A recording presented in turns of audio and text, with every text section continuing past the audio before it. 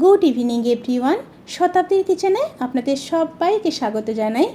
বাঙালিদের সমস্ত শাকের মধ্যে পুঁই শাক খুবই প্রিয় একটি শাক, আর তাই আজকের রেসিপি আমার কাছে ভীষণই স্পেশাল। পুঁই শাকের রায়তা বানিয়ে দেখাবো আপনাদের। সঠিক পদ্ধতিতে যদি বানানো যায় তাহলে কিন্তু এই একটা রেসিপি দিয়েই পুরো ভাতটাই খাওয়া হয়ে যাবে, এই গ্যারেন্টি আমি দিতে পারি। তাহলে চলুন শুরু করা যাক আজকের এই সুস্বাদু রেসিপি। পুঁই শাকের রায়তা বানানোর জন্য পুঁই শাককে এইভাবে কিন্তু ঝিরিঝিরি করে কেটে নিতে হবে। আমি পুঁই শাকগুলোকে ভালোভাবে কেটে নিয়ে ধুয়ে নিয়েছি। এবার চলুন রেসিপিতে ফেরা যাক। প্রথমে কড়াইতে সর্ষের তেল দিয়ে দিলাম। তেল গরম হয়ে গেলে দুটো শুকনো লঙ্কা, হাফ চামচ 5 ফোড়ন দিয়ে একটু নেড়ে নেব। তেল থেকে যখন সুন্দর একটা স্মেল বেরোতে শুরু করবে সেই সময় কেটে রাখা 1 কোয়া গোটা রসুন দিয়ে দেব। একটু নেড়ে নেব। সাথে দিয়ে দেব 3টা কেটে রাখা মিডিয়াম সাইজের পেঁয়াজ। এই রান্নার ক্ষেত্রে পেঁয়াজ আর রসুনের পরিমাণটা একটু বেশি থাকে।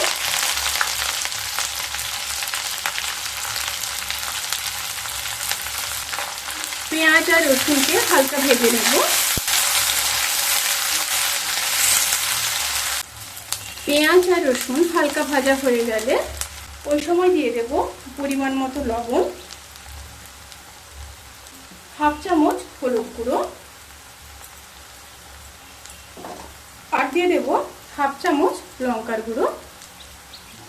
এবার সমস্ত উপকরণগুলোকে খুব ভালোভাবে রান্না করে নেব।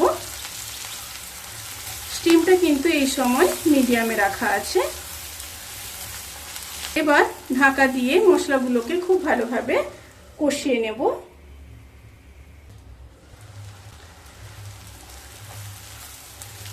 মশলাগুলো যখন খুব ভালোভাবে ভাজা ভাজা হয়ে যাবে সেই সময় কেটে রাখা শাকগুলোকে দিয়ে দেব।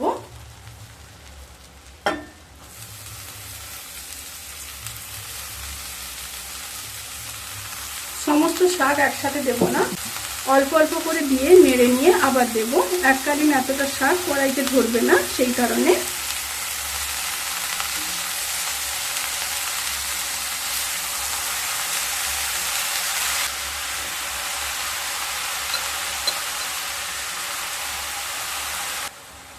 একটু নেড়ে নেব। এবার মিডিয়াম স্টিমে ঢাকা দিয়ে দেব। ঢাকা দিয়ে শাকগুলোকে একটু মসতে দেব।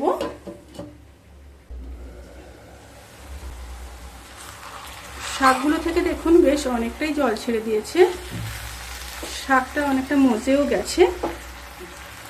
এবার আবারও ঢাকা দিয়ে 10 মিনিট মিডিয়াম স্টিমে হতে দেব।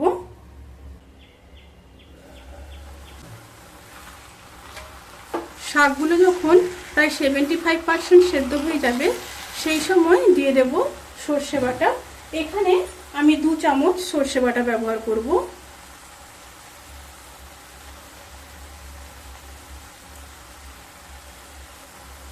দিয়ে শাকের সাথে খুব ভালোভাবে মিশিয়ে নেব।